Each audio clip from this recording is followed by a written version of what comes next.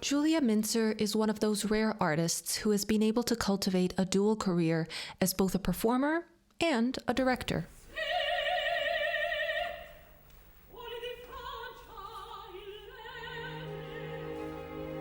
As a mezzo-soprano, she was part of the young artist programs at the Dresden Semperoper and the Washington National Opera. She has performed major roles like Carmen, Santuzza, or Giulietta in the Tales of Hoffmann at theaters across Europe and North America, including Washington National Opera, Die Semperoper, and the Glimmerglass Festival. Her most recent debut was as Carmen at the Welsh National Opera in 2020. And during all this, she has also been an opera director, and this has taken her closer to the world of smaller, indie projects. Wrestling fans, American! It's a family show! That was from Bread and Circuses, the wrestling opera, which is one of Julia Mintzer's more out there projects, shall we say, and also one that she and some of her colleagues built from the ground up in more indie fashion. One thing I'm starting to realize as I launch this podcast is that the division between what I would call industry art and indie art is not as stark as one may at first imagine. There are people, like Julia, who move between those two worlds. Julia and I talked about some of her directorial projects, many of which she also worked on dramaturgically. We talk about giving depth to two-dimensional operatic characters, especially soprano ones, performing in art galleries, her direction of the first fully staged opera in London after the beginning of the pandemic, and the difference between directing for the stage and for video, among other things. My first question, though, was quite basic. What was Julia's journey towards splitting her career between performing and directing? I've always done both. I've always both performed and directed. And in terms of deciding what to study, went with the model that if you want to be a conductor, you usually study one instrument first and then learn about the craft in general. So studied singing and just learned as much as I could about directing and got groups of friends together and put things together on my own while I was studying singing. And when I was starting out, said I'll sort of try both directions, and whichever one picks up traction first, I'll run with that. Singing, particularly, I think with the rep that I was singing at that point, has much more of time sensitivity to it. So when I got into young artist programs as a singer, I went and did those programs, and at the same time did a lot of projects that I kept quite separate in much smaller opera houses or in separate venues from opera where there wouldn't be conflict in people's minds about what I was doing and what my sort of professional identity was. And when I got to a point where I felt that I was established enough internationally as a singer that seeing that I also directed wouldn't imply that I was taking the singing less seriously, I started to be more visible about the directing. Yeah, that was something I wanted to ask, is if you ever felt this kind of pressure to delineate yourself clearly as just a singer. Oh, constantly, still. Yeah, still. I don't, it's so strange. I mean, it's not the case in film. You have plenty of director, producers. It's so strange that just in opera. I mean, I think it's also a question of the culture in the rehearsal room, that when I'm in there, I really do have to separate it in how I think about the work and how I approach the process. But when I was doing more singing, so much of my urge to direct came out of, I have so much more to say and so much more to say about this piece and with this piece than I can with the voice of only one character. But once I'm inside someone else's vision, I really have to turn that part off to make sure that everything that I'm doing is serving what their vision is, unless they explicitly ask me to contribute as a director. Why do you think that is, that the movie industry is more comfortable with that dual role than opera seems to be? Oh, that's a good question. I think the whole opera industry, opera as an art form, is defined by tradition, right? Like, what other art form is there that defines itself by basically 200 years of practice within one continent? There is no other art form that defines itself this narrowly. And I think whatever era you've been in, there's always going to be people railing against any kind of change. So narrowing those roles, I think, is part of it. I do think of dance, though, because dance can also, especially classical dance, is also kind of defined by a narrow tradition that's also on one continent, and in some ways it can even be connected to opera. It seems like the dance world has found a way to kind of accept the choreographer dancer in a way, and this sort of independent scene that's really at this point, I think dancers have to be kind of well versed, even in some of the more modern practices. It's just something that came to mind now, and I wonder what it is about opera that is almost more conservative on some front when it comes to this. I don't think that's true about dance anymore. I think you do have specific classical ballet companies. The companies that define themselves that narrow, you have a company dedicated to that rather than defining any genre of dance, I think, that narrowly. But I think a lot of it is a practicality that a dancer's career, less so now, but a dancer's career is just so much shorter than a singer's or than a musician's in general, that how much of someone's artistic personality or artistic life are you willing to sacrifice if suddenly their career's over when they can't be a classical ballet dancer anymore. I think there's just more overlap and more people moving from a classical ballet background into another dance form. Right, because they physically have to, whereas we can sing much longer. It's true. So within your director career, it seems like you've also kind of bridged the more traditional established houses or venues with a kind of a scene that's a little bit outside of that in galleries and these sort of more kind of unique projects that kind of also bend the genre. And I'm wondering, given I'm starting to realize after starting this podcast that not everyone has the same definition of indie and the same idea of what significance it has. And it might be that I'm making too much of a division between those two kind of worlds of the establishment versus these indie creations, which are, I think of as artist led. What is your take on that first? Money. Yeah, of course. Yeah. I think it just comes down to what the budgets are. A lot of it, I mean, before maybe you could say the question was, is the organization building based? Do they have a permanent home? Do they have an established audience that predates whatever the current artistic administration is? So sort of how hard do they have to work to stay alive and to just be a recognizable name? But I think really it just comes down to funding, who's funding them, and therefore within those organizations, who's doing what, because who is their budget to pay to do what. But interesting, I completely see why you're saying this definition is nebulous now, because the pandemic has changed everything. That these organizations that you would never have called independent, because they are literally state theaters or national theaters, Welsh national, they are literally national companies, are having to make work in the modes that companies that you would call independent usually use, just because it's not safe otherwise. So I think everything's going to change now. Hopefully that's a silver lining. The financial implications, like the financial hit that these companies have already taken, is going to take years to recover from. So even if we're able, in terms of COVID safety, to put on a massive production with a chorus, people aren't going to be able to afford to.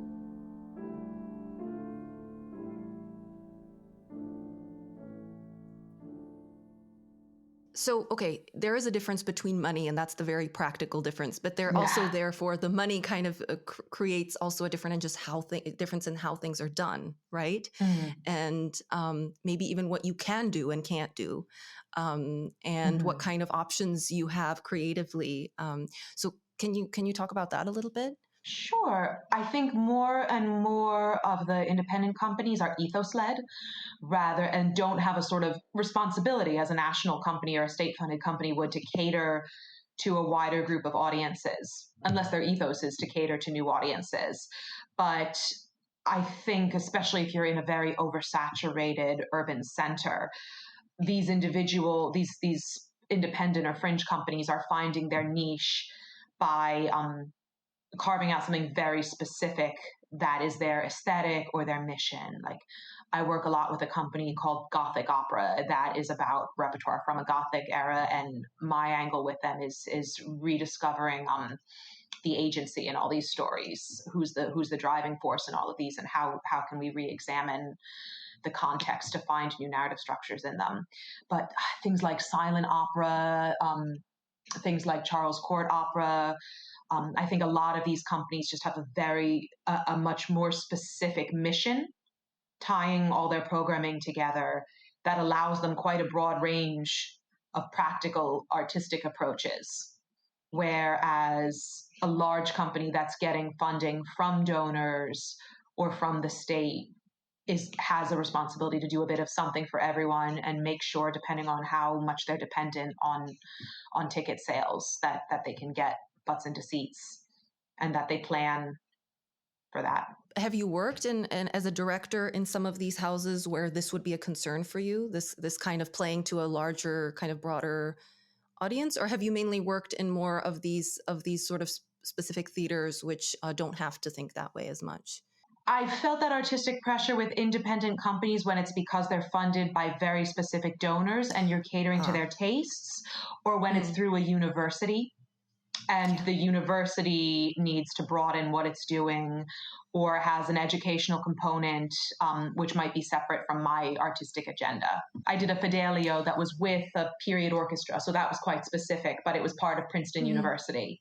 So I had a responsibility to sort of work to their music department and to their German department that was bringing some of the funding. So in those cases, yes. But ideally, there's a compromise. There's a compromise that doesn't ask you to give up anything, because I think that's part of the job anyway. Why, if you alienate your audience in some way, they're not gonna care what your brilliant idea is. So I think the best art hits both sides. Well, and also I think Stravinsky said constraints set you free, right? So if you have those limitations, it can actually give you ideas. You also told me that you made a deliberate choice not to do too much of this sort of starting your own projects from scratch, that you generally work with people who approach you either with a commission or with some kind of general idea that they want you to create. Why was that a deliberate choice? I'm just not good at it. I see so many people who have such a talent for fundraising, particularly, and for the sales components of it and for the organization.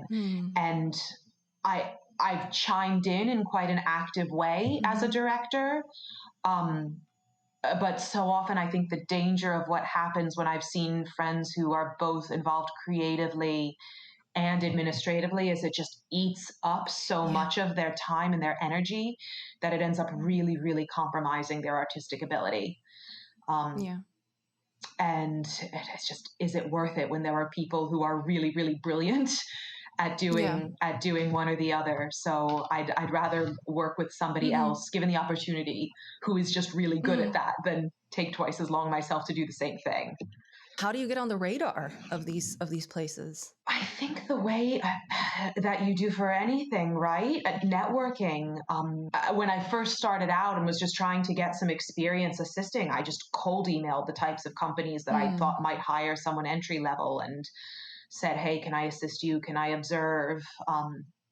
And then waited until I got hired as assistant. Then sometimes someone dropped out and I wind up directing the show in small companies. And then I had some videos that I could just, again, send out to people, say, hey, would love to have a coffee and hear your thoughts about it. Referrals, coached singers who would then tell other directors that they should work with me. People have then seen things that I've directed. Only 2 times have I ended up doing a job that I just cold applied for as a director. A lot of it also is just through networking as a singer. When someone knows me as a singer and then I say, hey, I also direct, would love to talk to you about this aspect. Or social. The art world stuff started just because I got to know some curators in Dresden while I was at the Semperoper singing. And they said, hey, let's put something together that involves opera. Well, then let's talk about the art world then, because you mentioned to me that there's this whole world of the visual arts, which really has become extremely multimedia. And we might not even realize as performers that there's actually like an avenue there for us. Can you talk about how you worked with galleries and maybe even Pizza Parlance, which was something that you did for a gallery? Sure. That was really fun. So just, again, through social connections, just through friends, when I was in Dresden, I got to know the curators who ran an art gallery.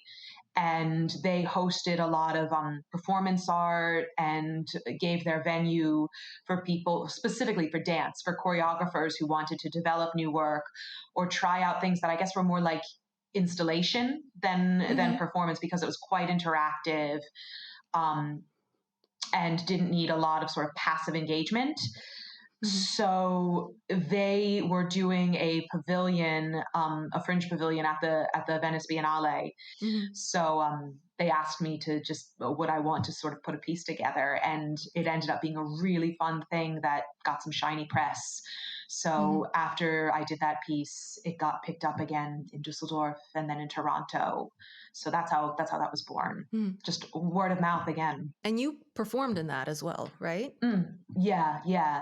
I was collaborating with an artist named Charles Ogilvie, who I met when he was doing a piece there. He was showing a piece in a gallery in Dresden, a visual art piece.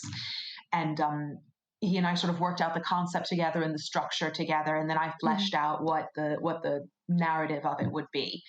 And he was finishing a PhD from the Ruskin in Oxford.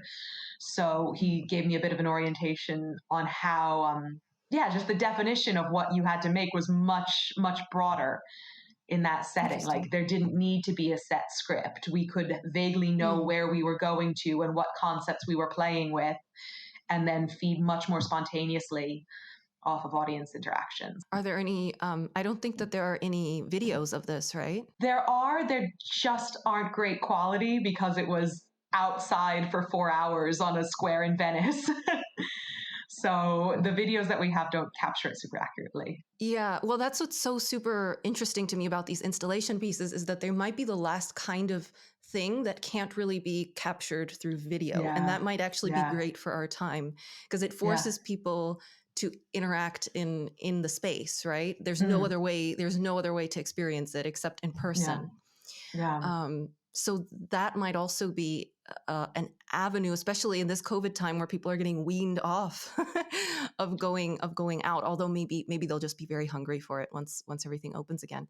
Who knows? Is these pieces that are site specific, because that's kind of even though you did that in multiple locations, it was kind of it was space specific. It was like dependent on the space that you were in. Yeah. And you had to completely retool it each time. The Toronto one was remote. We made a little film that we largely improvised, but a drunken crowd in the opening of the Biennale in Venice is so antithetical to a German modern art museum crowd. They will not meet you at the same place. How did you interact with the audience? I'm just so curious. What was the basic concept of the piece, besides that you were talking about how high and low culture? A character. We just made up this character who was a whole amalgamation of American assumptions about what opera should be in European culture, and her sort of agent film crew, played by Charlie, who was following me around the whole time, and that people would just come and interact when you're singing as a street performer. I would just sing opera on the square a cappella with a pitch pipe, and people would come up and ask, what are you doing here? Why are you here? Why are you doing this? What do you think you're going to get out of it? And the conversations that would come out of that were the really interesting ones, and me justifying why I sort of deserved to be there or belonged in that situation opened up a whole set of different questions, which would be so drastically different if we did it now. And again, it was comedy. It was like, how uncomfortable are people willing to be? And how much disruption are people willing to ignore? And why do they want to? And in a German art museum, just the audiences there are accustomed to that. So you had to work a lot harder, which made it that much more fun, honestly. It was definitely comedy. Some of your projects really focus on contemporary politics, and you don't seem to be afraid of, I mean, those were commissions, but you're not afraid of like going there with that. You did one that was about fake news, I believe, in 2018. Yeah, we didn't end up getting to do much specifically about fake news. It was more just about manipulation because the material that it was based on didn't support fake news. It was a really funny bit of Life Imitates Art with the whole chief of staff debacle in the UK a few weeks ago. But the original commission was a pastiche opera based on basically bel canto, Haydn through Donizetti, and to make something about the theme of fake news. So it was a really iterative process. It was finding any mention when we found in these libretti of Mozart, Donizetti, Haydn, Rossini, Salieri. There was almost no mention of news, so we said, what's adjacent to that? Power. Tito was the sort of backbone. Clemenza di Tito was the backbone for that piece. But weaving together the arias, the material that we found that mentioned anything about power, intrigue, or manipulation, figuring out the characters, grouping them by voice type until we sort of figured out a set of people based on an amalgamation of different characters from different operas, playing chess with these people to figure out how would they interact. I worked with the same artist who's also a writer that I worked with on Pizza Parlance, on putting together this story, and then we would just go back and forth. Okay, we have these people. How do they interact? Where does the music, where does the libretto need to go? That would make sense with these interactions. How would we trim that to make the point most efficiently? And then filling that in with original dialogue, and then breaking it down even further, like a bit of a Rossini aria here with an interjection from Mozart with a bit of dialogue in between. And this was commissioned by Grand Harmony Orchestra? Grand Harmony Period Orchestra, yeah. Mm-hmm. And then Bread and Circuses. This was actually a pandemic. You actually did this very, very recently in November. What was the genesis of that project? Oh gosh, so this was a sort of, I don't know if this has happened for you as well, but it had been a passion project that we'd always been working on, the creative team. We'd been chipping away at in little bits and pieces between other gigs for years, I think since 2016, and suddenly the pandemic, there were no other gigs. So we said, now's the time, like, let's just get it up on its feet and make it happen. It started out, I was directing something at the Helsinki Festival. I was directing a contemporary piece at the Helsinki Festival, and a conductor, a Canadian-Irish conductor, was there on an observership. And we just ended up chatting when he was observing one of the projects I was involved in. And he was talking about how much wrestling is like opera, just in the structure of it. Mm-hmm. The production value, and that everyone sort of knows the outcome, and you know who you're supposed to root for, and it's really demonstrative, and sometimes you say what you're going to do and then you do it, but it doesn't stop you from getting any less emotionally involved. And I said, I work with a lot of composers. I am married to a writer, the writer that I worked with on Pizza Parlance. Really liked working with him so much I married him in the end. So I said, I know these people, why don't we just make it happen? So applied for every fellowship there was, and eventually ended up getting a Bogliasco fellowship. So talked to as many wrestlers as we could, did a bunch of research, and Charlie put together a libretto on it that I sort of acted as a dramaturgical guide on throughout. And then a composer who I'd been working with, I premiered a piece of his at Washington National Opera a decade ago. He grew up in North Florida as a singer, yeah. And we just stayed in touch, and I kept performing a lot of his music. He loves wrestling and grew up in a place in an area of the US where it's really popular, and was just excited enough about it that he said, hey, let's just chip away at this. A lot of things just sort of came into play at the same time. A student came to me, a singing student who had a background as a classical crossover artist and had been a gymnast, and was just the most perfect casting for it. So we said, if we're all stuck at home anyway, let's put this thing together. Yeah, and I've noticed that you had a lot of success doing even a couple projects in during the pandemic. I mean, I think one of your productions was the first live production since the beginning of the pandemic in London. Yeah, thank you. That's contentious. There's been a big Twitter war about who did the first one. Yeah, apparently. Okay. Right? People need to make art. But so I had been hired to direct Marriage of Figaro for Hampstead Garden Opera. That was supposed to have been this past fall, and they said, let's just do something, anything. If we're going to do it, it's got to be outside. If it's going to be outside, English weather. It's got to be in August. So should probably be short. Should be in English because we don't know how we're going to title it. They're a company with pretty traditional audience. And they're dependent entirely. Well, so this is what you were asking about. What are your constraints? They have, and they're dependent, I think, almost exclusively on private donations. So catering to those donors' tastes. So working with the conductor, he had done bits and pieces of Savitry before, and we needed to find something in English, short, with a small cast, that could also, I thought, be staged in a way that made sense distanced. So we found a venue that worked acoustically. The biggest challenge is how do you deal with balance when you're outside, right?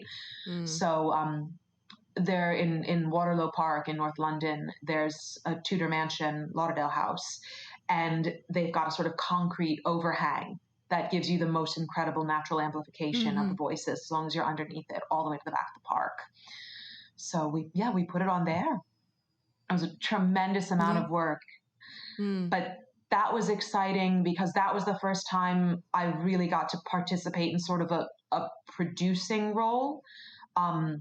Even though my role was as director and the company was producing and we had an associate producer / company manager, I had to be quite hands-on because the artistic decisions were so specific and every practical choice depended much more closely on the vision for it in a way that I think is less true when being in an opera house already gives you certain constraints. So that was really educational. I'm wondering, listening to you kind of empathize with the singers and amplification. I'm wondering, does the fact that you are also an active singer, does it make you direct differently? Can you actually maybe get more out of your performers because you understand how they think and can show things? I hope. Yeah. You'd have to ask them. I hope so. Yeah. I try to. I just think there's always a way you can find to do something that that doesn't compromise the singing. There's always a solution that can be found. If it's a well composed piece, the setting should be that whatever the emotion needs to be or whatever physicality it suggests is conducive to the best way that you can actually sing that phrase.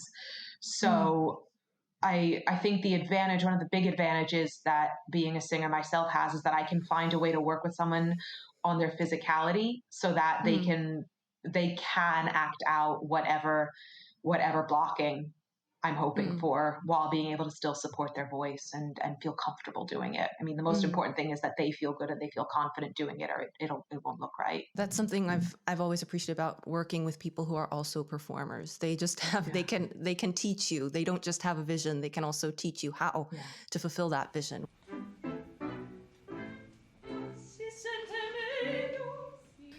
You're listening to an excerpt of La Bohème, but something's different. You're hearing two sopranos singing Rodolfo and Mimi. This is a clip from a recording of an all-soprano and mezzo cast production of this very popular opera at Mass Opera, which Julia Mintzer directed in 2017. Doing this opera with an all-soprano and mezzo cast was the idea of Dana Verge, who, besides being a singer herself and the founder of Mass Opera, has done a lot of work exposing the voice type disparity in standard operatic repertoire. So, with that in mind, I wanted to ask Julia about directing traditional, old repertoire for a modern audience, something every opera director has to reckon with.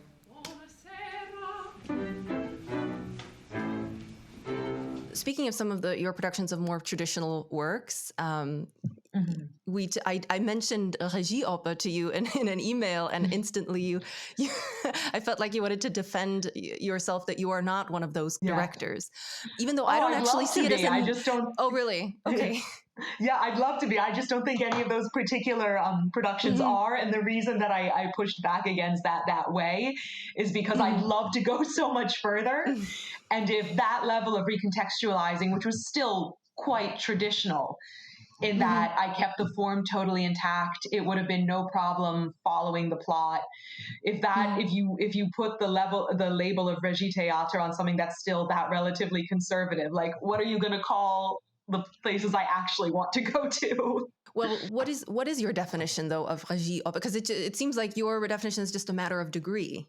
Yeah, how much do you change it? But not just, are you taking the same characters? Are you taking the same vocal lines and just setting them? Like, if you listened to it, how close would it still be to sounding like a completely traditional production? Many of the shows that you were referring to, other than the all-female casting, which wasn't even an artistic choice, like that was more, Mass Opera's mission is about gender equity in casting and just finding more opportunities for women in opera. But I think Regie Théâtre, at least what it has become, and the experiences I had in it in Germany, it's just a much larger deviation in terms of form.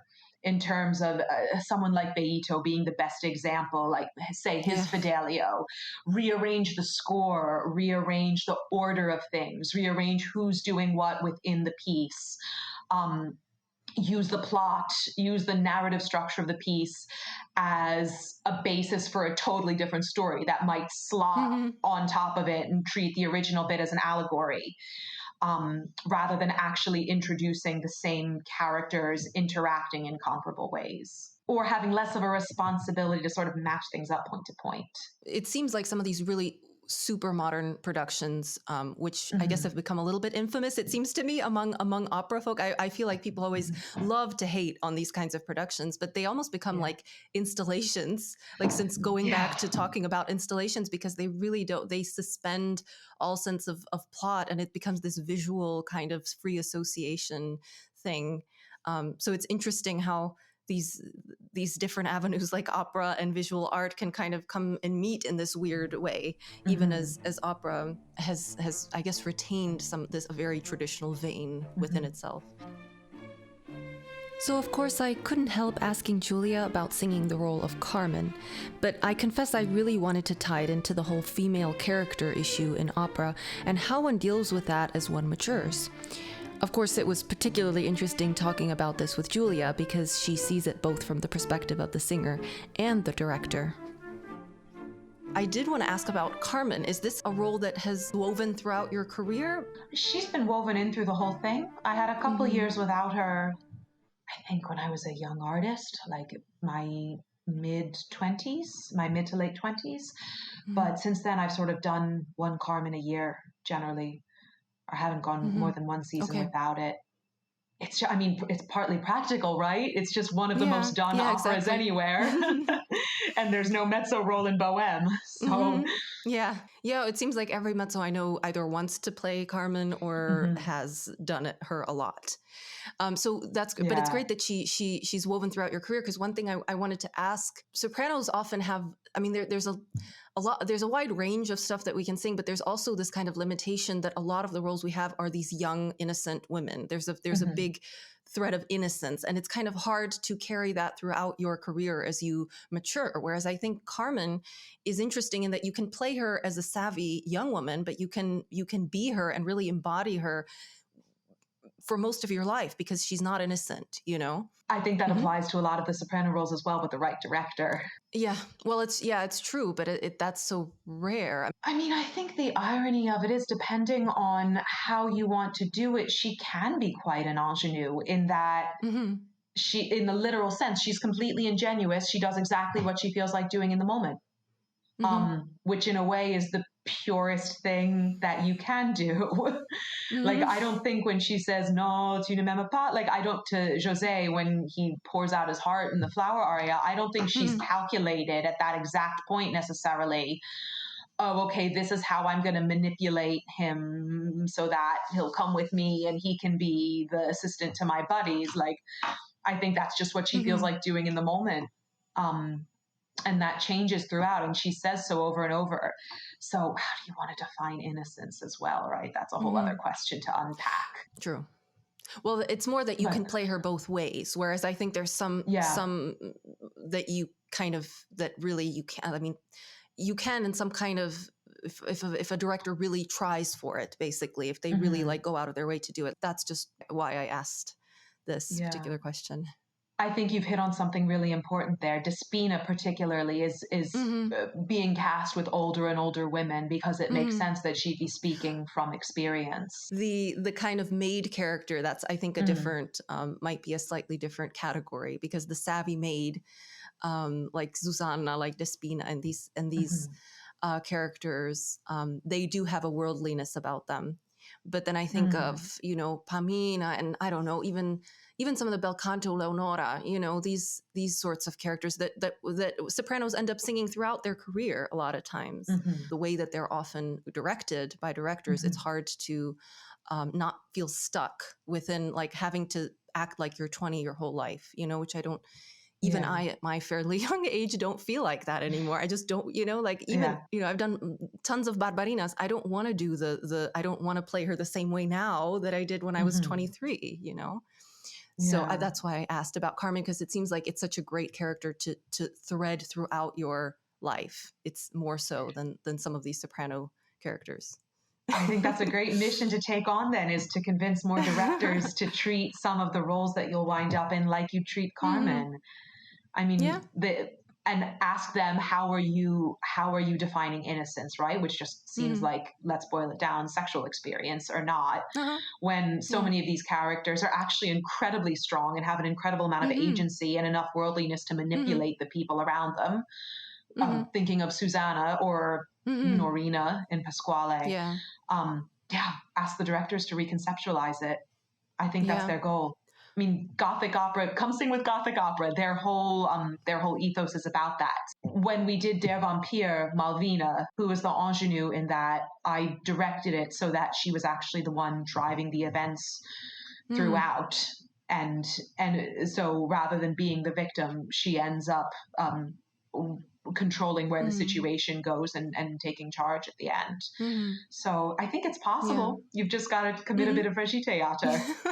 But it must be so interesting for you as a director to work with that, just like you said now, to just try to tease out some of those intricacies that maybe even the person writing it maybe wasn't even thinking of. For sure. The way I like to think of it is not teasing those out, but why the libretto that makes it look like these people are this simple in their interactions with the world. Why is that the bit they're telling us? What are they hiding?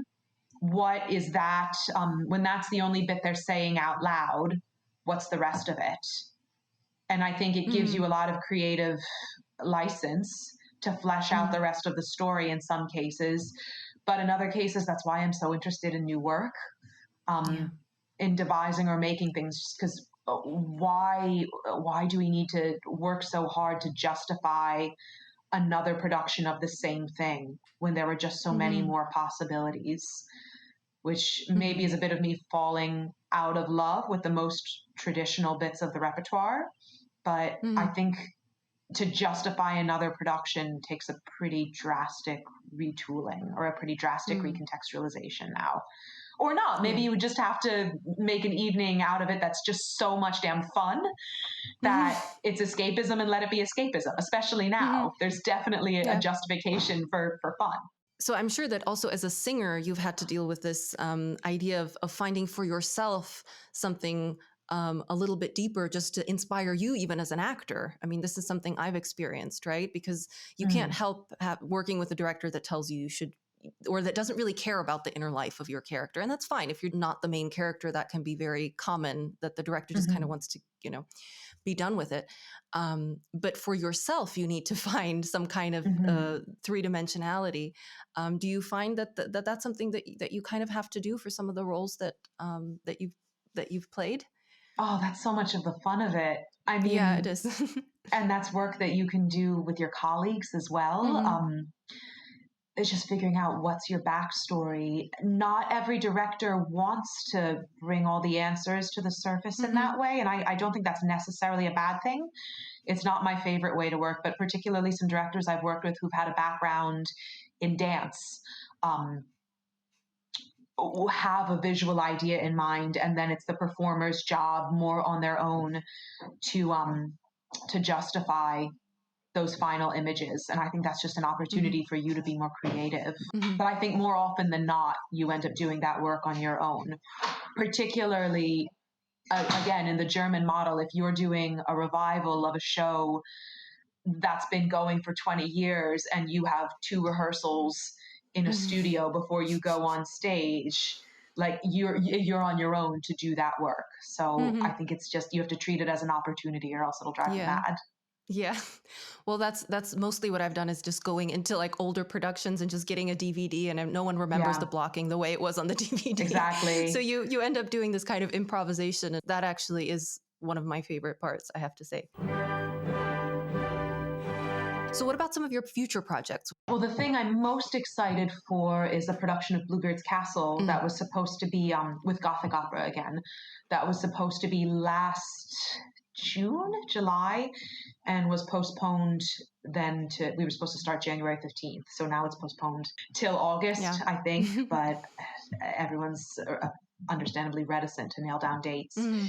So that's really exciting. We've commissioned a new arrangement for it, a chamber orchestration, and added the 3 sopranos who run the company back into the arrangement.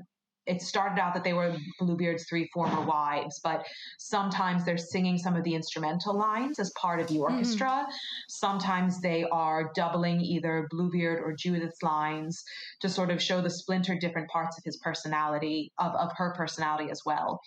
But looking at it, I love that score. I think there are so many stories told within that score, but I'm less interested in seeing yet one more opera about a man being emotionally abusive to a woman and then finally killing her. I just, I don't need to hear that story again. And in light of the pandemic, I mean, the themes and what's happened in the US politically in the last few years, what I'm so interested in is what information, how do you know what information to trust? How do we all sort of perform our beliefs? So I'm setting it in a medicalized cult in a way, a sort of 1915 looking sanitarium reflecting when it was written, but with Bluebeard as a figure who could be a cult leader, could be a doctor. We're all sort of performing hygiene and doing what might look like crazy extents, but that everyone is choosing their actions the whole way. That someone, in this case, a character played by a male dancer choreographer who I've worked with before, he'll sort of be the central character of Judith and is coming in desperately wanting to go through all of these rooms, not as a way to Bluebeard, but as a way to some kind of transcendence or of knowing himself better. And yeah, what are we willing to suffer through to prove an identity or to prove an idea that we decided is central to our identity, even as it's like really clearly demonstrated to be a very bad idea? How far are we willing to hang on to it? But the part of Bluebeard will be played by, I forget, I think it's baritone part, correct? Yeah, a bass baritone. So we have Simon Wilding singing it. Okay. But he'll be off stage for the most part. He's only going to enter into it at the end. And likewise, so his voice and the dramatic mezzo, Alex Long, who's singing Judith, they will be off stage for the most part. And sometimes their voices will belong to them as characters and they'll be lit. Sometimes they'll be singing in darkness and their voices will belong to the dancer or belong to other people on stage, the 3 other sopranos who are seeing them and doubling them. So both of these 2 voices are split into essentially 3 other people. Now tell me if I'm wrong, but I think you also have a video project coming up, or was that something that already happened? I did direct, are you talking about the one with the Pleiades project? Yes, I think so. Yeah. Yeah, that was a while ago. That was a year and a half ago last summer. Okay.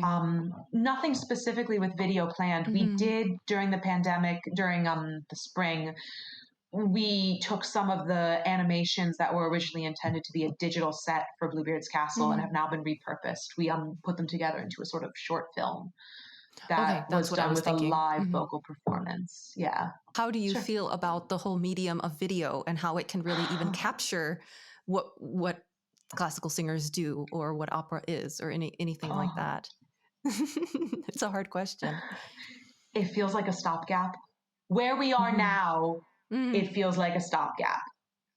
I think it has the potential to to become really worthwhile on its own. And I think there are some really interesting companies, White Snake Projects, BLO, like Boston Lyric Opera.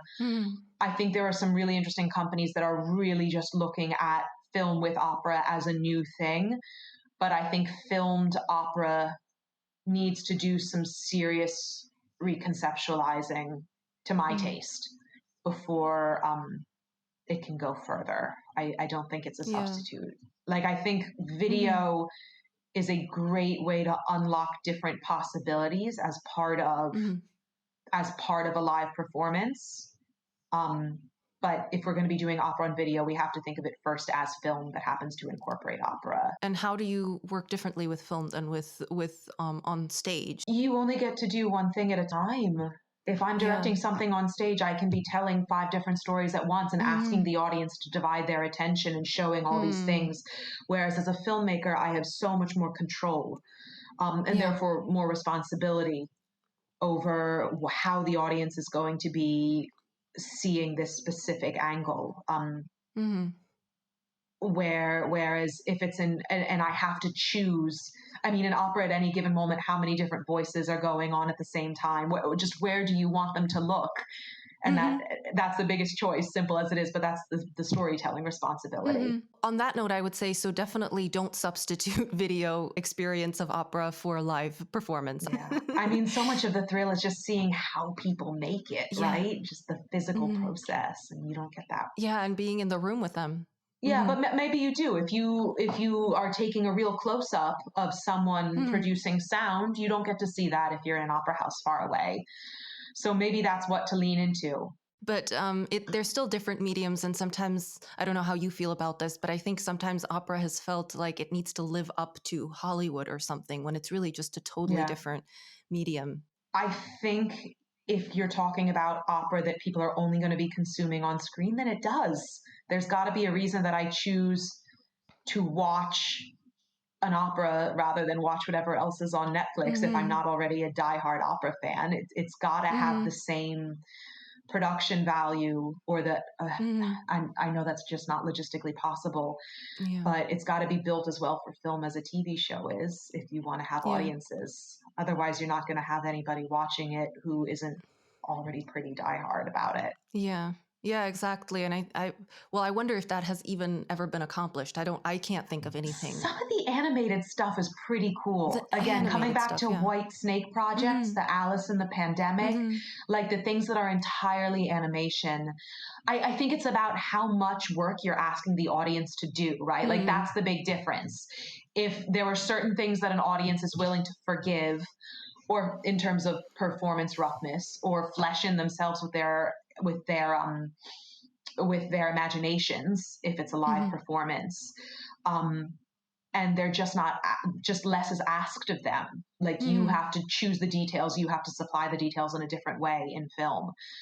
So I think in that way, I think the animated ones do that the best, and companies that are willing to work that way do the best. If this pandemic blows over, let's hope it does, we all have a responsibility to go back out and watch live theater and support the live theater arts, I think. Yeah, agreed. Whenever I finish one of these interviews, I have so many more questions I want to ask, but I think this is a good place to end. Thank you so much for coming on. My pleasure, and good for you for doing this and getting this going. Yeah, we'll see. We'll see where it goes. Yeah. I hope you enjoyed that convo. I did want to acknowledge something from this interview that we shouldn't ignore. Julia has decided not to start too many of her own projects because she's worried it would be difficult for her to maintain her own artistry while also dedicating a great deal of her time to organizational work. However, she also stressed to me after this interview that this is a personal choice and does not apply to everyone. In other words, it's not a one-size-fits-all. And it's also not an either-or, I would add. Many artists like Julia are both artists for hire and participate on some level in indie creation. So what I've taken away from this is the two worlds, the world of the industry and the world of creator-led art, are not necessarily at odds with each other. And what's more, the indie world is also hiring. You don't have to do it all yourself. For more about Julia and other links relevant to our conversation, see the description, or the show notes as they're apparently called in podcast world. For more about this podcast and the connected blog and YouTube channel, visit onthevergetrilogy.com, no W's. You'll be able to find out about getting access to backstage videos, including video excerpts from these convos, which patrons usually get right after the interview. And that's also where you can contact me, follow me on Twitter, etc. And if you know an artist or are an artist who would like to be interviewed on this podcast and has some projects behind them to talk about, let me know. Here's to being on the verge.